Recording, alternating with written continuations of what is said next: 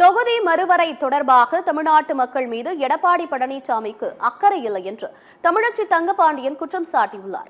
திருவான்மியூர் பேருந்து நிலையத்தை சென்னை பெருநகர வளர்ச்சி குழுமத்தின் சார்பாக மேம்படுத்தும் பணிக்கு அடிக்கல் நாட்டப்பட்டது.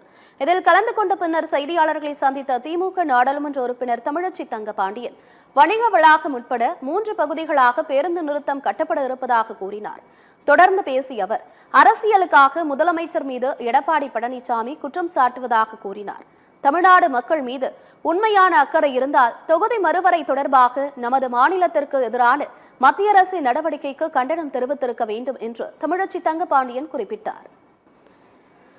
மக்கள் தொகை கட்டுப்பாட்டை மிகச் சரியாக அமல்படுத்தியதற்கான தண்டனையாக நம்முடைய தொகுதிகள் குறைக்கப்பட வேண்டுமா என்பதுதான் முதலமைச்சருடைய மிக பிரதானமான கோரிக்கை. மரியாதைக்குரிய ஐயா எடப்பாடி அவர்கள் தமிழ்நாட்டினுடைய மேனாள் முதலமைச்சராக இருந்திருக்கின்றார். தமிழ்நாட்டு மக்களின் மீது உண்மையான அக்கறை இருந்தால் தமிழ்நாட்டு மக்களுக்கான நியாயமான ரெப்ரசன்டேட்டிவ்ஸ் அங்கே சரியான அளவில் இருக்க வேண்டும் என்பதுதான் அவருடைய கோரிக்கையாகவும் இருக்க வேண்டும். இதை விட்டுவிட்டு நியாயத்திற்காக சரியான முறைக்காக போராடுகின்ற நம்முடைய முதலமைச்சரை குறை சொல்வது என்பது அவருக்கு அழகல்ல.